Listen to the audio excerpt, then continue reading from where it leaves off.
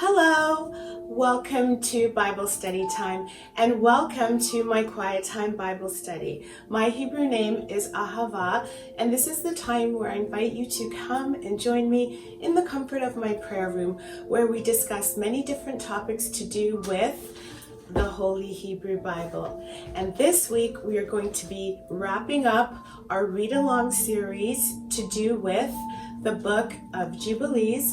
This copy is translated by R.H. Charles.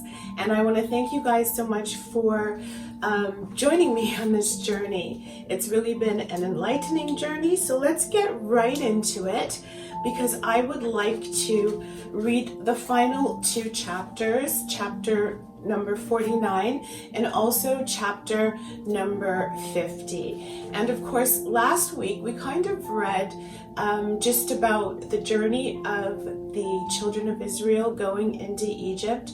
And one thing that I wasn't really aware of, I don't know if I missed it in the 66 book canon, but I wasn't really aware of the fact that Goshen was actually the best piece of land in Egypt. So that was very interesting to me.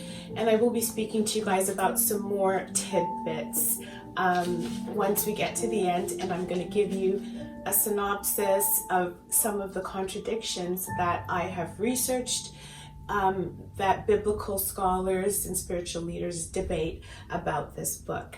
So for those of you who have this book, I'm on page 105 and we're going to wrap up right now, beginning in verse number 1 of chapter number 49. And it reads, "Remember the commandment which the Lord commanded thee concerning the Passover, that thou shouldest celebrate it in its season on the 14th of the first month, that thou shouldest kill it before it evening, and that they should eat it by night on the evening of the 15th, from the time of the setting of the sun.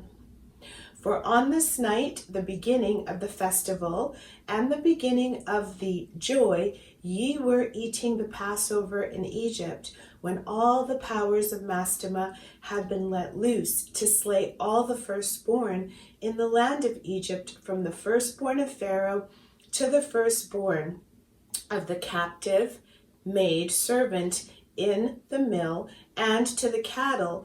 And this is the sign which the Lord gave them into every house, on the lintels of which they saw the blood of the lamb of the first year. Into that house they should not enter to slay, but should pass by it, that all those," just need my light here, "that all those should be saved that were in the house, because the sign of the blood was on its lintels. And the powers of the Lord did everything according as the Lord commanded them. And they passed by all the children of Israel, and the plague came not upon them to destroy from amongst them any soul, either of cattle or man or dog. And the plague was very grievous in Egypt. And there was no house in Egypt where there was not one dead, and weeping and lamentation.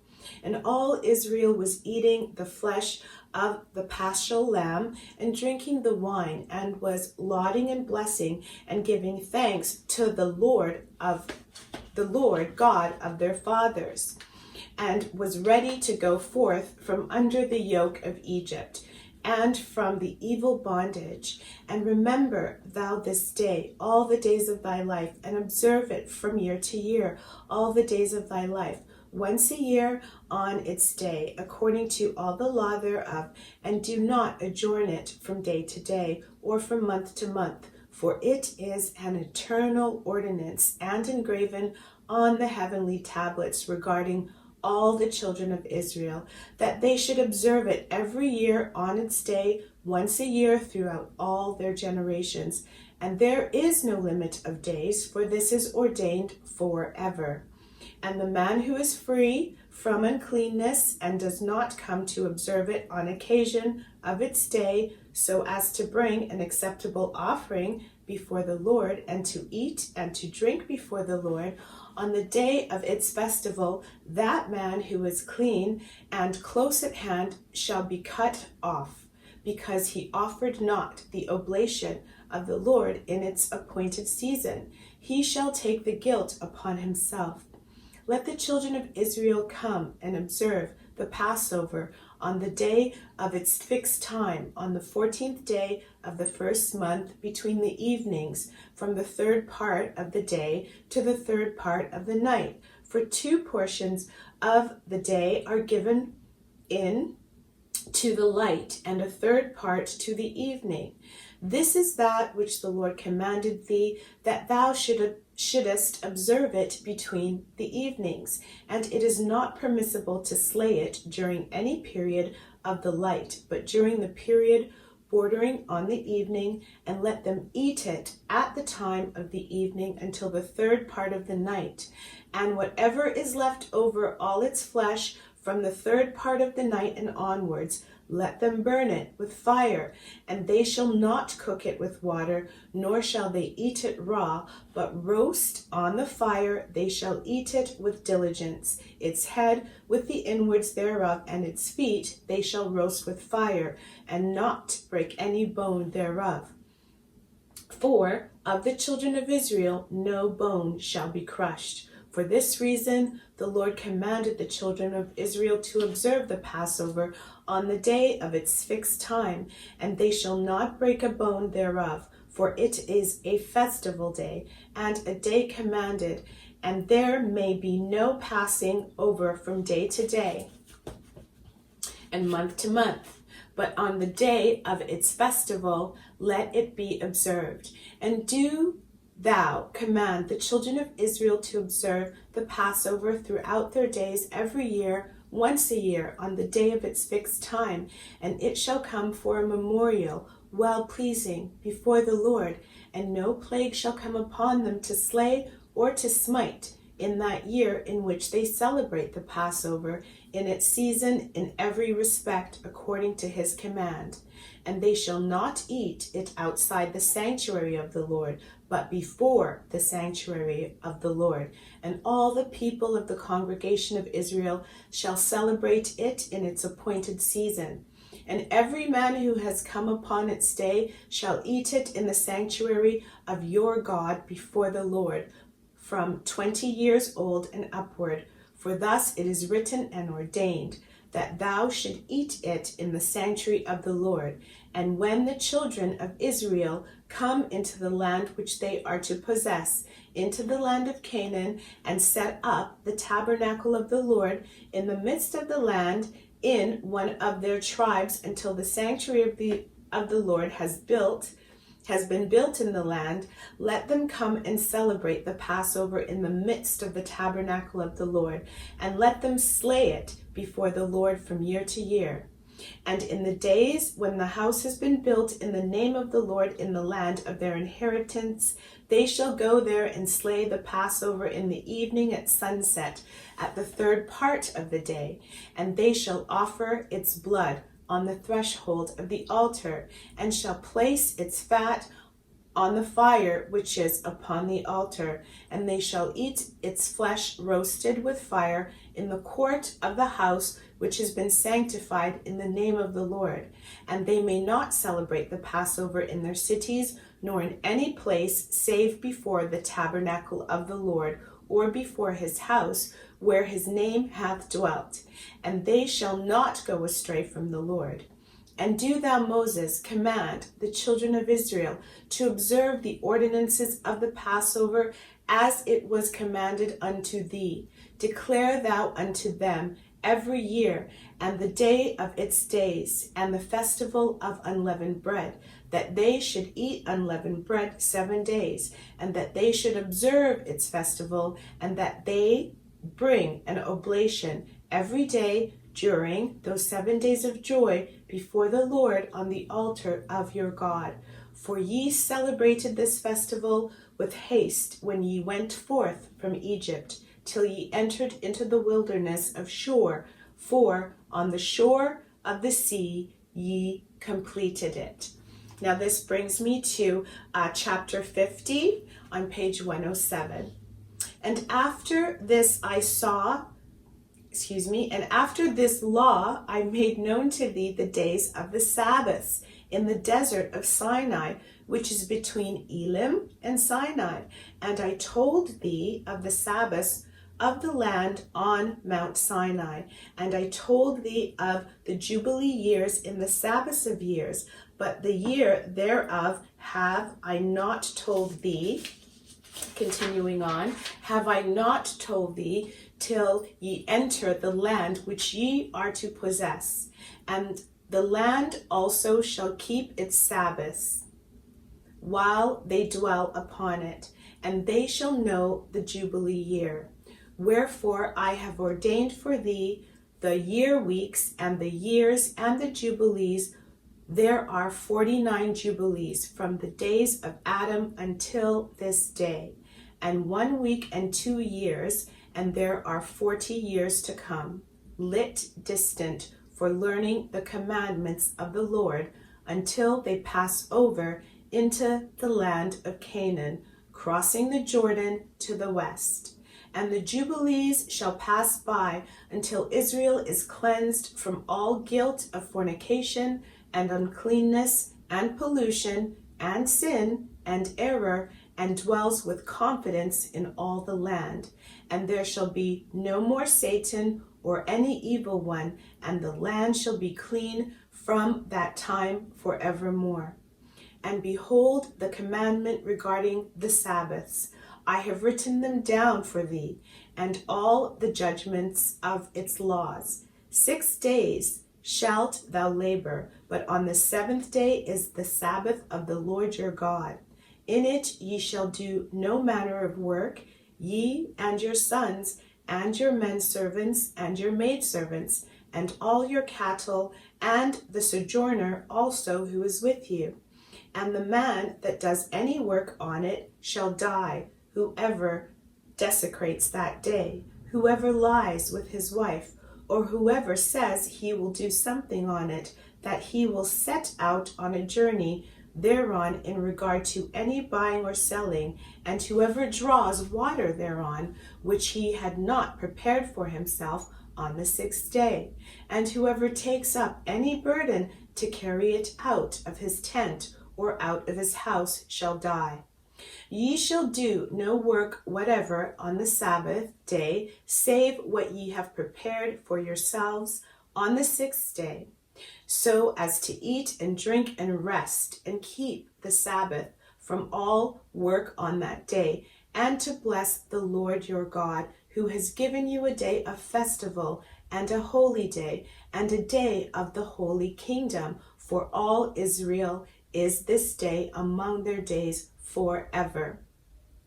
For great is the honor which the Lord has given Israel, that they should eat and drink and be satisfied on this festival day, and rest thereon from all labors which belongs to the labor of the children of men, save burning frankincense and bringing oblations and sacrifices before the Lord for days and for Sabbaths. This work alone shall be done on the Sabbath days in the sanctuary of the Lord your God, that they may atone for Israel with sacrifice continually from day to day, for a memorial well-pleasing before the Lord, and that he may receive them always from day to day according as thou hast been commanded. And every man who does any work thereon, or goes a journey, or tills his farm, whether in his house or any other place, and whoever lights a fire, or rides on any beast, or travels by ship on the sea, and whoever strikes or kills anything, or slaughters a beast or a bird, whoever catches an animal or a bird, or a fish, or whoever fasts or makes war on the Sabbaths, the man who does any of these things on the Sabbath shall die, so that the children of Israel shall observe the Sabbath according to the commandments regarding the Sabbaths of the land, as it is written in the tablets which he gave into my hands, that I should write out for thee the laws of the seasons, and the seasons according to the division of their days. Herewith is completed the account of the division of the days. And that brings me to the end of chapter 50, and we have completed reading the book of Jubilees, which has been a really, really interesting journey. So before I end this video today, I would just like to share some of the interesting components that I have gathered during my research. So now let's get into some of the research that I've compiled. And, for those of you who may have jumped in the middle or started late, throughout this whole series, I have been giving many different sort of summaries and sharing research with you, and sharing many kind of synopsis or synopsi, I'm not sure if that's a word, throughout the chapters, right? Unpacking different chapters. So I do encourage you, anyone who has not gone through the whole series to go back and watch those videos so that you can sort of understand some of the research that I've gathered, because there's no way I could cover it all in this one video. So I would just like to highlight one of the discrepancies, though, that I did cover, discrepancies for lack of a better term, particularly when the book of Jubilees actually mentioned that Eve was born in the second week. That is one of the discrepancies that I spoke about, and I really did unpack it based on some of the research that I gathered. So I do encourage those of you who haven't watched that to go and look back, because I really did align it very interestingly with some of the research to the 66 book canon. Continuing on, scholars have been studying the book of Jubilees with high intensity since the work has become available in its Ethiopic translation, mainly in the mid-19th century. And since its discovery in the Dead Sea Scrolls, fragments of this book have reached unprecedented dimensions. And all you have to do is go on platforms such as YouTube, maybe even Rumble and things of that nature, and you'll see many different scholars and Bible study teachers and spiritual leaders, sort of highlighting this very interesting book. Now, one of the main concepts that really kind of stuck out in the book that we read about very often was this concept of the heavenly tablets, right? Or the heavenly tables. They kind of use tablets and tables interchangeably, right? And according to scholars, this is actually a unique vocabulary employed in the numerous passages of the book of Jubilees. And it's not really highlighted in other books. This term, heavenly tablets, heavenly tables, is very unique to the book of Jubilees. And that is one of the major takeaways from this book. Also, another major takeaway from this book is the fact that this book of Jubilees was not written at all for the Gentiles. It was only written for the Israelites. So everything that applies in there, and it's repeated over and over again like a parrot all throughout the book, has been written for the Israelite nation, not for the Gentiles. Continuing on, just looking at my notes here. So basically, also going along that same vein, the Israelite nation was protected mainly due to the promises that we've read in the book. The reason why they're protected and why the Most High, takes vengeance on their enemies, and we saw that with the drowning of, Pharaoh's army and things of that nature, when the Egyptians were chasing the Israelites, is because of this promise that was given to Abraham, right? This promise that as long as his seed followed the law, statutes, and commandments of the Most High Creator God, the Most High would protect them and take vengeance on their enemies. We also read about the book's narrator throughout parts of the book, right? And the narrator of the book is this angel of the presence, right? Saying things like, and you, Moses, command the Israelites to do such and such, and so on and so forth. And we could see as we read through it that the book is written in a way that it is fond of asserting the law, right?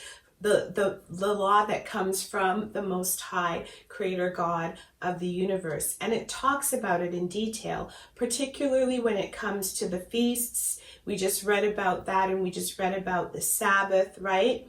And it talks about the fact that these laws have no temporal limits. They are to be kept by the Israelites, God's chosen people, the apple of his eye, for eternity. One thing I always like to do on this channel, and I want to be honest about sharing on this channel, is the fact that there are debates about different books, ancient writings that are not in the 66 book canon, debates about this book, the Book of Jubilees, and many scholars have identified and highlighted different quote-unquote contradictions in the Book of Jubilees. So let me speak about some of those and sort of share them with you so you can get a well-rounded perspective of how not just people who love this book view this book, but how people who sort of disagree with it and don't really think that it should have been canonical, what they have to say. Okay? First, we have this narrative that was highlighted regarding Judah and Tamar, right? On one hand, there is a narrative that gives Judah and Tamar sort of like, it sort of makes it seem as though Judah and Tamar's relationship was okay, asserting that, Tamar's marriages, the ones that she'd been married to and Onan, had not been consummated. And so as a result, she must have still been a virgin when Judah had sexual relations with her, making their union licit. This narrative kind of justifies the point that neither of them really needed to be punished if you look at it from the perspective that it's not a real marriage if it's not consummated. But when we read the Book of Jubilees, we read in chapter number 41, it goes into much more detail about what occurred, particularly with Tamar's second marriage and the reasons surrounding a lack of consummation in that marriage. Also, the Book of Jubilees speaks about Onan and being wicked in the sight of the Most High Creator God. And we have to ask ourselves, is it because of the lack of consummation or how they conducted their relationship with Tamar? Or is it because of something that we don't know about? And is that why both of them actually died, which seems to be like it's possible that they actually died at young ages, right? We really don't know. But that was very interesting. But there is that narrative, right? So as for the Book of Jubilees, Judah was altogether deserving of punishment and only had forgiveness because he had turned away from his sin and lamented and repented before the Most High. A similar case that many scholars debate regarding the accuracy of the book involves the sin of Reuben and Bilhah. Bilhah, who was his father's handmaid, which mirrors Genesis chapter 35, verse 22. The narrative in Jubilees stresses that Bilhah was an unwitting victim. She knew nothing at all regarding Reuben's intentions, and she was in fact fast asleep when he took advantage of her sexually. Then, interestingly enough, the accompanying legal section of the scripture asserts that neither Reuben nor Bilhah were punished, not because sin had not occurred, but because the statute, the punishment, and the law had not been completely revealed at that time regarding this type of behavior. It thus makes no distinction between Reuben's guilt and Bilhah's innocence, although there was clearly an important fact in the narrative section that we read together. Now, one more contradiction that I would like to highlight that I found in my research revolves around mastema, described in chapter 48 of the book of Jubilees. And we read about this figure earlier on in the book. And when we read about this figure, when we were introduced to this name, it further went on to identify this mastema entity, for lack of a better word, as Satan in that same chapter that we read. Now, in my research, I found that many different scholars actually believe that this reference, this use of this word mastema, is not referencing one entity. It is actually referencing a whole group, sort of like a legion, right? It is basically representing the Satan-like figure who leads the forces of evil. And we kind of saw that last week when we were reading. It said them, it talks about mastema last week, and then it referred to them, all, in the same chapter. So we read in chapter 49 of the book of Jubilees that this mastema tries to kill Moses, then, failing at that, seeks to aid Pharaoh's magicians in combating the 10 plagues, and still later urges the Egyptians to pursue the Israelites when they are departing. Mastema basically does everything he can to foil God's plan for the Israelites. That's what we read in the book of Jubilees. We read that he actually has to be held in restraints, being locked up for a period of 5 days. But then in chapter 49, this is where the contrast sort of comes in, which is largely debated when it comes to the laws of Passover, and also the origin of Passover and the sanctified ceremony of it. So in the book of Jubilees, it reminds Moses, this angel of the presence reminds Moses of what happened on that night, that fatal night, that Passover evening that sort of inaugurated the exodus of the Israelites out of Egypt. We read, and I'm going to read a quote here, the book of Jubilees, this is the angel of the presence speaking to Moses here, and the angel says, "For on this night it was the beginning of the festival and the beginning of joy. You were eating the Passover in Egypt when all the forces of Mastema were sent to kill every firstborn in Egypt, from Pharaoh's firstborn to the firstborn of the slave girl at the millstone and the cattle as well."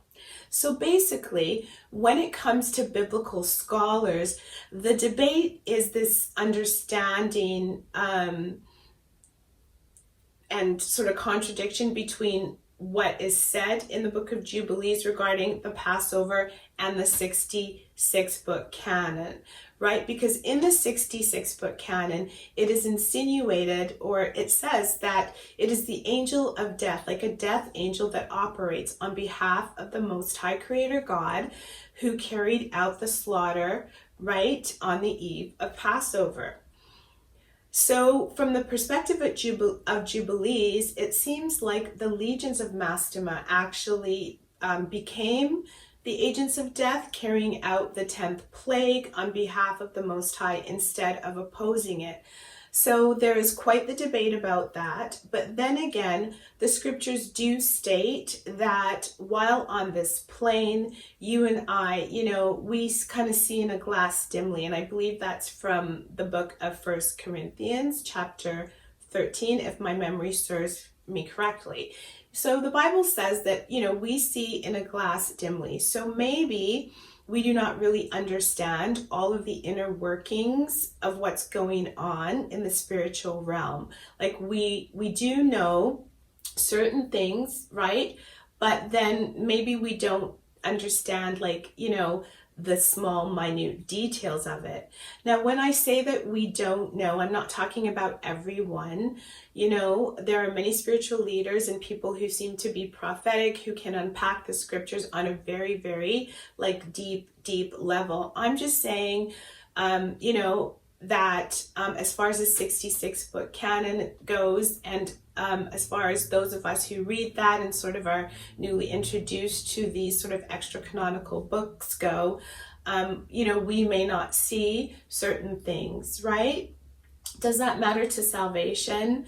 Understanding exactly every detail of what's going on in the spiritual realm, whether mastema is referring to entities and who does what and things of that nature. In my very humble opinion, I really don't think that it matters to our salvation. Also, I just want to point out that some scholars believe that two authors actually wrote the book of Jubilees, which I tend not to agree with based on the research that I've compiled surrounding the reasons why they think that. Finally, one thing that's very, very evident in the book of Jubilees is that it drives straight from all the different narratives in the book of Genesis and Exodus, the aspect of the Day of Atonement. Whether it's with Joseph and Abraham and, with the sacrifice or the sacrifice that almost took place between Abraham and Isaac. Also, when it comes to Jacob, we read regarding Joseph that the news reached Jacob at night, and he said that hence the observation of the Day of Atonement was to run from evening to evening, which kind of nails the point home that the day starts in the evening. Now, there's a lot of debate as to when the Sabbath starts. A lot of people are saying that the Sabbath doesn't start at sunset on the Friday evening. It starts at 7 a.m. and things of that nature. But in my humble opinion, there's no debate and there's no discrepancy. Shabbat starts at sunset, and that is a thread that we can use and see from this ancient book. It also validates, when the Sabbath occurs. But as I was speaking about the Day of Atonement, when it comes to the Day of Atonement in the book of Jubilees, it really does lean toward the importance of the festivals, particularly this Day of Atonement being one of them, mirroring very similarly what was written about in the book of Enoch, chapter 10, when it comes to the understanding of why blood was such an abominable thing. What happened in Genesis chapter 6 and the importance of atoning for all of that sin and that abomination that occurred, which led to the flood, which purified the earth from all of that blood. And it was very evident that this theme about the shedding of blood should be understood while reading the book of Jubilees. The fact that the shedding of the blood covers, the shedding of the blood covers and covers the sin on the earth, and it's very abominable because blood corrupts the earth, right? And this speaks to the importance of the sacrifice of Yeshua HaMashiach, right? On the cross, his sacrifice. He shed his blood for us, right? And the reason he shed his blood for us is so that, our sins can be covered. The only reason that we can go boldly before the throne of grace is because of our Messiah's sacrifice. The blood that spiritually, symbolically, and metaphorically covers us in order for us to partake in the supernatural honor of approaching the throne of grace so that our prayers can be heard.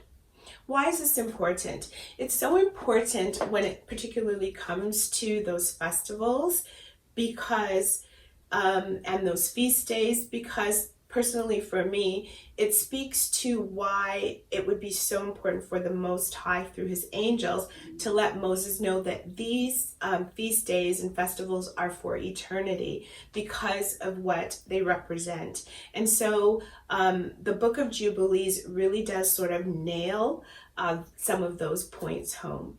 As I previously mentioned, there are so many other debates out there, not necessarily highlighting contradictions, but just speaking about debates, which can also encourage you to delve into the 66 book canon and engage in your own research. But that's really all I wanted to share with you today. I want to thank all of you guys who have come with me on this journey of this read-along series. I'm going to try to do a read-along series maybe once a year. And within the next couple of weeks, I will definitely have a new Bible study for you. So before I say goodbye, I want to remind you that the Most High Creator God, who sent His Son, His salvation, Yeshua HaMashiach, to die for all of our sins, loves His children.